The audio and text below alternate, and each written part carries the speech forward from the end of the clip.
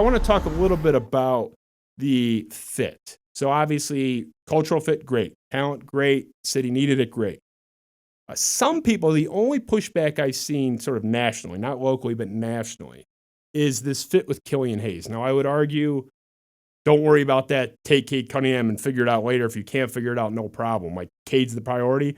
But it seems like it would be better if it did work. I'm not giving up on Killian Hayes, the youngest guy in the draft last year. Some people say they're not compatible, though. They're sort of conflicting, that Green would have been a better system fit with this team and the group that's already assembled. Like, how do you see that working out? Are they going to be able to play together, or is this team going to move on from Killian Hayes in a year? Well, I think just as far as backcourt fits, there are certainly worse fits than Killian Hayes and Cade Cunningham. Cade is 6'8", Killian is 6'5". They're both guys who project as above average defenders. Obviously, they both have great vision. I mean, we saw Killian throw some, insane passes last year. And, Cade's also a really great shooter. He's one of the best shooters to come out of the draft. And he can hit them in a variety of ways. Step back, spot up. There really isn't a three he can't hit. So I think that makes it a lot easier when you have a guy like Cade who could very easily play off of Killian. If you need Cade to occupy that, more, like wing primary scorer role, but he's not the one bringing the ball up the floor every single time, he can do that. I think Cade coming in does put pressure on Killian to improve his game in areas that he didn't necessarily show last year. He wasn't a great shooter, of course. He's going to have to get used to being effective without the ball in his hands. And they did play him off of point guards a lot. He played a lot next to Corey Joseph towards the end of the season. He had one game when they played him next to Saban Lee. Early on, he played next to Blake Griffin and Derrick Rose a lot. So even last season, before it was even, known that the Pistons were going to, get Cade Cunningham, they were already prepping Killian to fulfill that sort of role, which I think was less about, who could come in and more about, this guy's 6'5", like we need him to be able to play some, a bit of that off-guard role too, just because he's so big. So I think there's going to be a filling out process because I think Cade is best with the ball in his hands. I think Killian is best with the ball in his hands. And there's going to be a filling out process when they figure out, okay, 5 seconds left.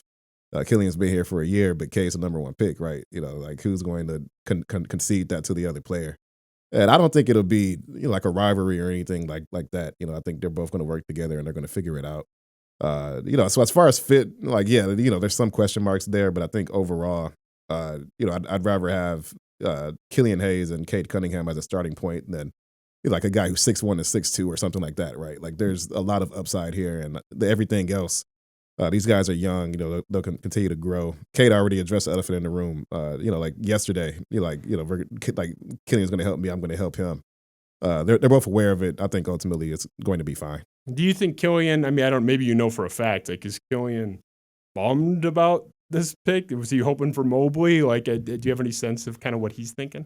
I don't think he feels that way. I mean, I can't say for a fact, like what he's thinking, but at the end of the day, the Pistons won 20 games last year, and I think more than anything, they want to win. That was the Troy Weaver thing. He goes, hey, like, who's a fit? He goes, everybody's a fit. I mean, there's no position that, we're so good here, we can't potentially look at any changes to disrupt that apple cart. But. Exactly. So, Killian, I mean, he comes in, and he was also hurt last season, right? He only played 26 games. Yeah, he had a really bad injury, a hip injury, missed most of the year. Yeah, so I think, on some level, if you're Killian, you're probably like, this guy's going to make my life a lot easier, right? It takes a lot of pressure off of me to be that guy. And I think that works out because, Killian, it was more of the upside pick, right? You had him and Halliburton.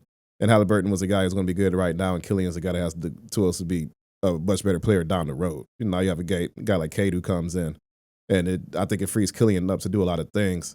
Also, Killian was on record after a game last season. He said he likes playing off ball because it does free him up to do, things that you can't do when you have to have the ball in your hands. You have to create looks for yourself. Because I don't know if that's like Killian's best role, 100% of the game. I think he's a guy who is going to exert a lot of energy on defense. He's a guy that, he is going to be a spot up shooter. He isn't that right now, but that is something that he wants to add to his game. So.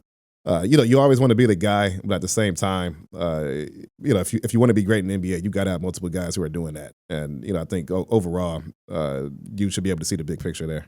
I agree. I mean, it's kind of the whole positionless era of basketball, right? And you got to be able to do multiple things. Like, Larry King, who recently passed away, famous broadcaster, had the Larry King Live show for years and years, like 40 years he was doing live TV. And he had this rule where he said if you turned on his show at any given time, you're just flipping in the middle, you turn it on. 95% of the time, his goal was to have his guest speaking and not him. He wants the guest to drive the conversation. I'm probably higher than 5%, but that was his goal. I'm flipping through. I'm watching the Tigers game or whatever. I'm busy. I'm mowing my lawn. Throw on the Pistons game. What percent breakdown? Who's going to have the ball between those two guys? Like, do you see Cade Cunningham being the primary driver of this offense? Because I think Killian's going to be playing mostly off ball. That's kind of what I see. I think Dwayne was staggering him a little bit. I think probably leading off, you probably have the ball in Cade's hands. And then you sub Cade off, and maybe Killian closes the first quarter, leads off the second. I think you can run sets where, for one, Dwayne likes to have multiple guys bring the ball up the floor anyway. Like we even saw Mason Plumlee bring the ball up the floor sometimes last season. So there's a lot of flexibility there. But overall, I think when you look at the split, you're probably going to have the ball in Cade's hands more often, just because he's just far more of a weapon right now than Killian is. I think Killian can get there, but Cade, he could hit a pull-up three. He's just pressuring the defense in ways that Killian can't right now. And overall, I think the way Killian plays in some ways too, he was almost unselfish to a fault sometimes last season. He would get to the rim and he would look to kick out. I think he's naturally an unselfish guy. So some of the stuff I think will resolve itself organically. Like you have a guy in Cade who is very much like I'm going to drive this team to victory, and Killian can fill in a lot of those gaps. So we'll see how it plays out, but overall, I think naturally, Cade's number one pick. He's the guy that's coming in as sort of like that alpha dog role, and you want him to do that. He's probably the one that's opening the game and closing the game with the ball in his hands.